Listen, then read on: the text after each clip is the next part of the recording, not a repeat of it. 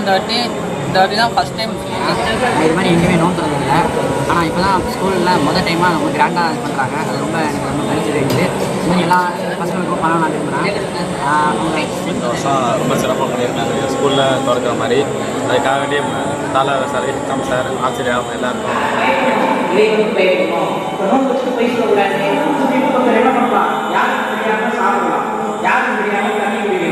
ஆனால் அப்படி செய்யாமல் இருக்கிறார் அப்படின்னா நோன்பு யாருக்கு தெரியும் அப்படிங்கிற நம்பிக்கைனா இறைவனுக்கு மட்டும்தான் தெரியும்.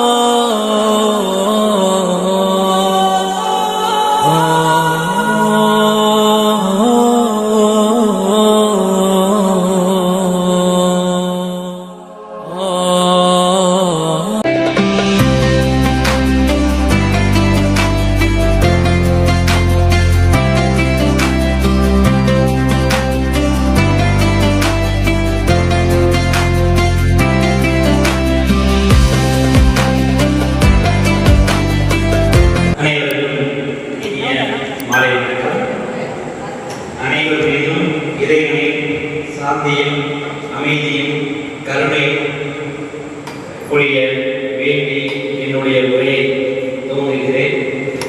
இன்று ரமலான் மாதத்தின் 9வது நோன்பு நம் பள்ளியில் மிகவும் சிறப்போட நிறைவேற்றப்பட்டுள்ளது. இந்த நோன்பு அப்படின்னா என்ன? நிறைய பேருக்கு டவுட் இருக்கும். நோன்பு ஏன் வைக்கணும், நோம்போட சிறப்பு என்ன அப்படின்னு நிறைய கேள்விகள் இருக்கும். எனக்கு தெரிஞ்ச சில விளக்கத்தை இந்த தர்மத்தில் பதிவு பண்ணுறதுல மகிழ்ச்சி அடைகிறேன். நம்ம ஏன் நோன்பு வைக்கிறோம்? ஆக்சுவலாக இஸ்லாமியர்களுக்கு ஒரு 5 கடமைகள் அப்படிங்கிறது ஜெனரலாக நம்ம கேள்விப்பட்டிருக்கோம். அதில் முதல் கடமை அப்படின்னா இறைவன் ஒருவனே அப்படின்னு ஏற்றுக்கொள்கிறேன். 2வது கடமை அப்படின்னா தொழுவது. 3வது கான்செப்ட் நோன்பு வைக்கிறது. 4வது அவங்களோட வருமானத்துக்கு தகுந்த மாதிரி உரை கொடுக்கணும். அதாவது ஒரு வருஷம் அவங்களோட வருமானம் கால்குலேட் பண்ணி அது ஒரு தொகையை கொடுக்கணும். 5வது நச்சு செய்யணும்.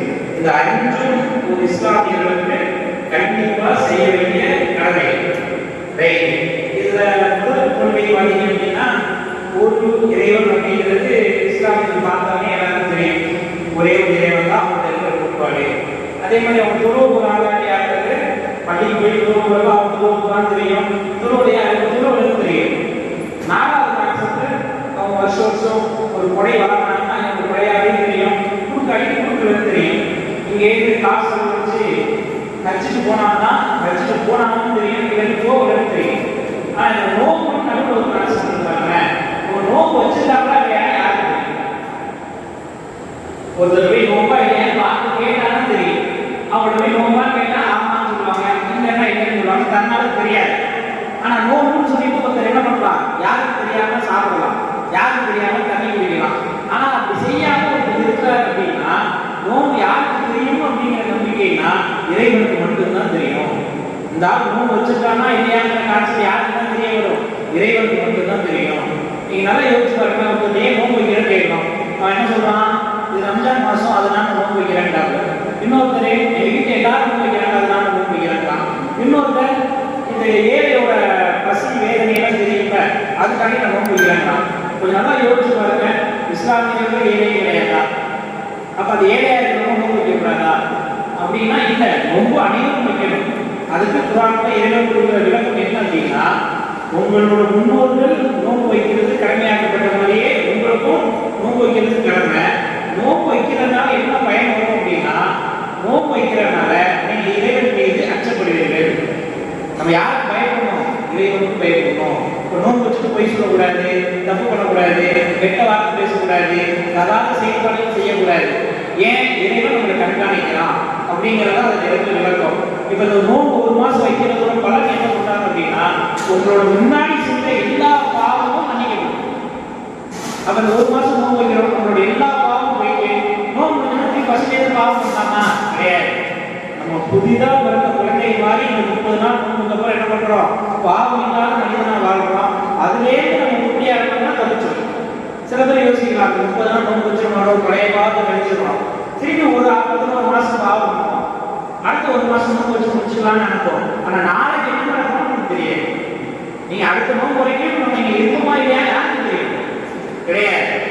அங்க இஸ்லாமியத்துல இருக்கிற ஒரு சிறப்பு விஷயம் என்ன அப்படின்னா, நம்ம இந்த வாழ்க்கைக்கு என்ன அளவுக்கு ப்ரிப்பேர் பண்றோமோ அதே அளவுக்கு மறுமை வாழ்க்கைக்கு நம்ம என்ன பண்ணணும்? ப்ரிப்பேர் பண்ணணும். நம்ம இங்க இருக்கிற சொத்து பத்தி எல்லாம் கால்குலேட் பண்ணி இங்கேயே முடிவு போயிடும். நம்ம செய்யற நல்ல செயல்பாடுகள்லாம் என்ன வரும்? மறுமைக்கு யூஸ் ஆகும். இந்த நோன்பு அப்படிங்கிறது இன்னொரு சிறப்பு என்ன சொல்றாங்க அப்படின்னா, இந்த நோன்பு காலத்துல ரமலான் மாதத்துல சொர்க்க வாசல் திறக்கப்படுகிறது, நரக வாசல் அடைக்கப்படுகிறது. இந்த மந்த்ல நரக வாசல் ஓப்பனே இருக்காராம். அதே மாதிரி சொர்க்கத்துல போறப்ப நோன்பு வச்சவங்களுக்கு தனியா ரேயான் அப்படின்னு ஒரு வாசல் இருக்கு. அந்த வாசல் வழியா யார் நோன்பு நோக்குறாங்களோ அவங்க மட்டும்தான் பயணிக்க முடியும். அந்த அளவுக்கு சிறப்பு மிக்கது இந்த நோன்பும் இந்த ரமலான் மாதமும்.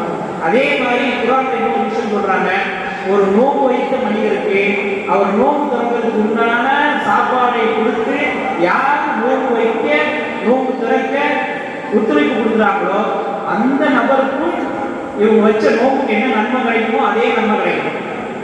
அதனால நோன்பு வச்சவங்களோட நன்மை குறையுமான கிடையாது, அவங்களுக்கு தனியா நன்மை கிடைக்கும்.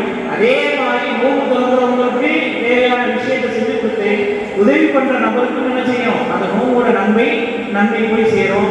அந்த அளவுக்கு இன்னைக்கு நம்ம நிர்வாகத்தை நம்ம பள்ளி தாளாளர் அவர்கள் தலைமையேற்று இந்த நோன்பு வைத்த மாணவர்களுக்கும் ஆசிரியர்களுக்கும் காலை சக நேர உணவு சரி பண்ணி கொடுக்குறாங்க. அதே மாதிரி மாலை இந்த யுத்தா நிகழ்ச்சி சரி பண்ணி கொடுத்துருக்காங்க. அவங்களுக்கும் அவங்களுடைய குடும்பத்தாருக்கும் நம்ம பள்ளி நிர்வாகத்திற்கும் அனைத்து ஆசிரியர் மக்களுக்கும் மாணவர்களுக்கும் இந்த நோம்பின் வாயிலாக கிடைக்கக்கூடிய அனைத்து பலன்களும் கிடைக்க வேண்டும் என கேட்டு விடைபெறுகிறேன். நன்றி, வணக்கம்.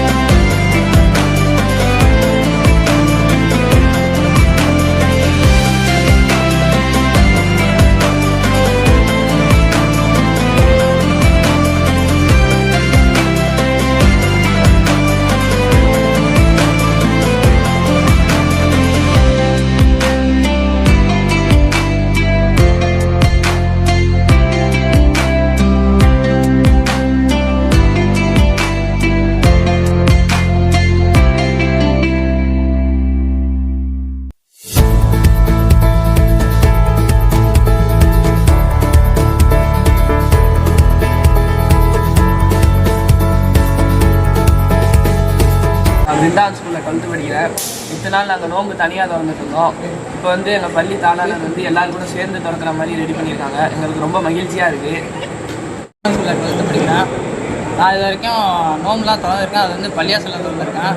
ஆனால் இந்த வாட்டி தான் ஃபஸ்ட் டைம் ஸ்கூலில் திறக்கிறேன். அதுவும் டீச்சர்ஸ் ஸ்டாஃப்ட்டு பசங்களோட சேர்ந்து கரஸ்பாண்டன்ஸோட ஸ்கூலில் திறக்கிறேன். இதுதான் ஃபஸ்ட் டைம். இது ரொம்ப ஹாப்பியாக இருக்குது. அந்த இறைவனுக்கு நன்றி சொல்லிக்கிறேன். இது போல் இதுவும் எல்லோரும் கிடைக்க வேண்டும். எங்களுக்கு கிடைச்சது ரொம்ப ரொம்ப நன்றி. இது correspondent sir, HM sir, staff, இது எல்லாருக்கும் ரொம்ப ரொம்ப நன்றி. இது போல் இங்கே வேலை பார்த்தவங்க அவங்களால தான் எல்லாம் செய்ய முடியுது. அவனுக்கும் ரொம்ப நன்றி தெரிஞ்சுக்கிறேன். அது போல் எல்லாருக்குமே கிடைக்க வேண்டும். நன்றி. ரெண்டாவது ஸ்கூலில் +2 படிக்கிறேன். இதுதான் எனக்கு புது அனுபவம். நோம்பு திறக்கிறது, ஸ்கூலில் எல்லா டீச்சர் எல்லோரும் ஒன்றா திறக்கிறது, இதுதான் புது அனுபவம். இதுக்கு முன்னாடி வீட்டில் தான் திறந்துருக்கேன். இப்போ தான் புதுசாக திறக்கிறேன். ரொம்ப ஜாலியாக இருக்குது. ரெண்டாவது ஸ்கூலில் +2 படிக்கிறேன். நான் வந்து ஃபஸ்ட்டு நோம்பு திறக்கையில் போய் தாளாளர் அவர்கிட்ட போய் கேட்டோம், இந்த நோம்பு திறக்க ஏதாவது எங்கள் சகர் செய்யுங்கன்னு. அதுக்கு வந்து சார் சொன்னாங்க, செய்கிறோம்ப்பா அப்படின்னு சொல்லி சொன்னாங்க. அதை விட நாங்கள் சிறப்பாக செய்கிறோம்னாங்க. ஆனால் இந்த அளவுக்கு சிறப்பாக செய்வோம்னு நான் எதிர்பார்க்கல. நாங்கள் வந்து பள்ளி தாளாளர் அப்புறம் ஆசிரியர் எல்லாருக்கும் நாங்கள் வந்து நன்றி சொல்லிக்கிறேன். கரஸ்பாண்டன்ட் சார் எல்லாருக்கும் நான் வந்து HM சார் எல்லாருக்கும் நான் வந்து ஃபஸ்ட்டு நான் வந்து நன்றி சொல்லிக்கிறேன். இது போல் எல்லாருக்கும் கிடைக்கணும்னு நான் வந்து அல்லாட்டு உருவாக்கிறேன். சூப்பர். +1 படிக்கிறேன். இது மாதிரி எங்கேயுமே நோம்பு திறந்ததில்லை. ஆனால் இப்போ தான் ஸ்கூலில் டைமாக ரொம்ப கிராண்டாக இது பண்ணுறாங்க. அது ரொம்ப எனக்கு ரொம்ப மகிழ்ச்சி தெரியுது. இது மாதிரி எல்லா பசங்களுக்கும் பணம் நான் விரும்புகிறேன். அவங்க செஞ்சு தந்த எல்லாருக்கும் நன்றி. நான் வந்து தான் ஸ்கூலில் 12th படிக்கிறோம். எல்லா வாட்டியும் விட நோம்பு இந்த வருஷம் ரொம்ப சிறப்பாக பண்ணியிருக்காங்க ஸ்கூலில் திறக்கிற மாதிரி. அதுக்காக வேண்டி தாளாளர் சார், HM சார், ஆசிரியர் அவங்க எல்லாருக்கும் ரொம்ப தேங்க்ஸ் சொல்லிக்கிறேன். மீண்டும் இன்னும் இருக்கவங்களுக்கும் இது எல்லாம் மீண்டும் தொடரணும் அவங்கள்ட்ட கேட்டுக்கிறேன். ரொம்ப தேங்க்ஸ். இந்த எக்ஸ்பீரியன்ஸ் எப்படி இருந்தது உங்களுக்கு? இந்த எக்ஸ்பீரியன்ஸ் ரொம்ப நல்லா இருக்குது. எப்பயும் விட ரொம்ப தனி இதாக நல்லா இருக்குது. இந்த அளவுக்கு இதை எதிர்பார்த்தீங்களா? அந்த மாதிரி இல்லை, நாங்கள் யாருமே இந்த மாதிரி எதிர்பார்க்கல. மோகன் சார் இருந்தாலும் அந்தளவு செஞ்சுருக்காங்க. இதான் ஃபஸ்ட்டு. இது வரைக்கும் இந்த மாதிரி திறந்ததில்லை, இனிமேல் திறக்க போகிறதும் இல்லை. அதனால் பள்ளி நிர்வாகம், தாளாளர்கள், HM சாருக்கு நன்றி.